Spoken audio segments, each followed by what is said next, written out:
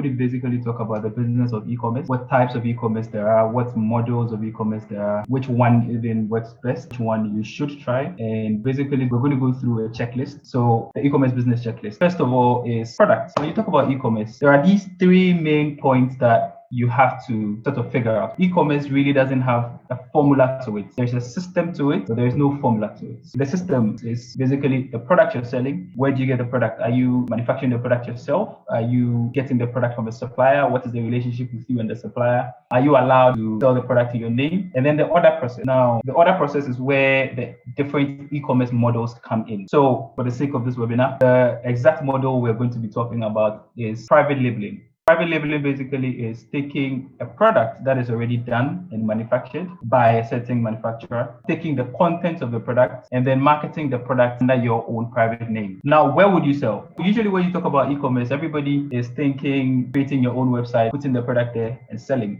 But I personally have trained people through e-commerce that they didn't have to sell on their own website. They're selling on marketplaces, and people actually have a whole business centered on a marketplace. They don't have to create their own website. Yes, brand a business under their brand, but they don't have to create a website for their brand. They use marketplaces. A typical example is Jumia. If you look at Jumia, there are so many people selling on Jumia. The product you see on Jumia is not for Jumia. It's for different companies that they come on to Jumia to sell their products on Jumia. So a process like that is somebody using marketplaces as where people can order the products from. Now, the biggest marketplace that I know of that I have used is Amazon and Etsy. This is Etsy. Etsy is known to be the second biggest marketplace in the world. It comes second to Amazon. Amazon obviously is the biggest e-commerce platform in the world. Now, even on Amazon, they have a system called Fulfilled by Amazon. So it's FBAs. It's called Amazon FBA. So Amazon FBA. So this is Amazon FBA. It's the selling portal for Amazon. So if you're somebody who has a product that you have developed, or just like we're going to talk about, you have a product that you want to private label and then you sell on Amazon. So you get a product, maybe it's a makeup kit. You source the makeup kit from a certain supplier from a certain country. You have a conversation with the supplier, you get the product, you brand the product, your own brand, and then you sell it to Amazon as a private brand. So that's what FBA is for. So this is just give us an idea of what the marketplaces are. So like I said, the very first point is the product. What product are you selling? Where do you get the products from? This is the first point we're going to tackle. So private labeling is an option open to both online and offline retailers. It's where the vendor has line manufactured to sell under their name with their own branding. The principal advantage of this lies in the power it gives retailers. They control production, pricing, and branding. This is basically private labeling. Ideally, you source your product from a manufacturer you can trust. Usually when I say this, everybody's mind goes to China. Yes, China is where you can source the largest list of manufacturers, specifically on Alibaba. There's a slight learning curve with China. You need to be sure of the supplier you're using and how Alibaba itself trusts the supplier. This is specifically to today's webinar. However, there are so many other ways you can do it. But today specifically, we're focusing on importing the product either under your brand name or under the manufacturer's brand name, bringing it to Ghana, or maybe you want to sell on a marketplace. There's also a process to that. We'll get to that. So specifically for the products. Now, the product research phase is where the beginning of your business is. The product research is where you need to do some work. Usually people are advised to research a product or a product in an industry that you're familiar with. So for today, we're going to use makeup or the beauty industry as a case study. You'd want to go to Alibaba.com and not AliExpress, because here you get flexibility with what you can do with the manufacturer, negotiate a certain business relationship with the manufacturer. So I am on Alibaba. I want to look for items that I can sell. Like I said, we're using the beauty industry as a case study.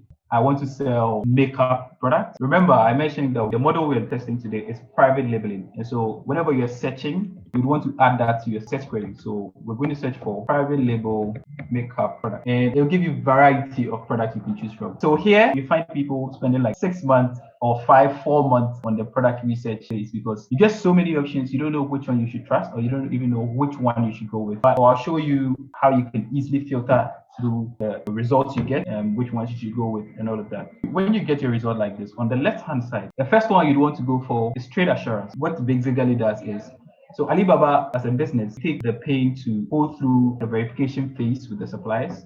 Then we issue them trade assurance badge. That basically is to tell customers that, okay, you can trust this company. So that is the first filter you want to use, the trade assurance. Now, there is still a lot of other filters that you can use. Like, you're still getting a lot of results. If I scroll down, you see how many more pages there are to go. A lot of pages. If you know specifically what kind of makeup product you want to use, in my case, maybe I want to say lipstick. I'll filter again to lipsticks, just so I narrow down the results I'm getting. You can then filter to the verified supplier. So that also adds another level of trust. Let's go with this. Now, this is how I do my research. If I am familiar with an industry, for instance, or if I'm building for a client and I get this product.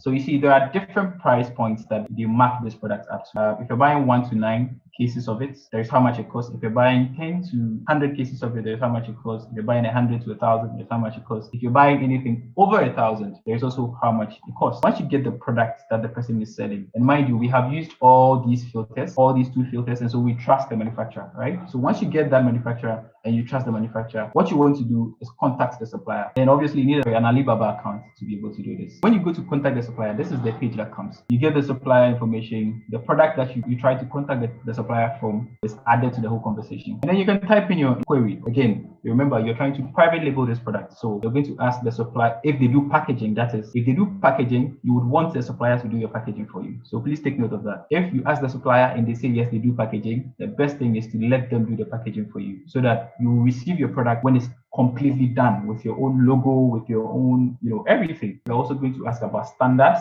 because that's also one thing that some suppliers in China tend to not pay attention to. So the trick is that you intentionally start the conversation as if you are shipping the items to the US. That way they are a bit strict and they pay attention to the quality and the standards to an extent. And so that is where you want to start a conversation from, that you're shipping the items to the US, is it up to standard? And then obviously you can negotiate price. And that is if you're buying in volume. So that is the product research. This is where the whole conversation starts. Once you have identified the supplier you want to use, you have contacted the supplier and you're waiting for a response. You can't just wait for the supplier to get back to you before you continue with anything. It's advised that you find like 2 or 3 suppliers and message them all the same information and see who responds. Whoever responds and you get a response you're expecting, then you can go with them.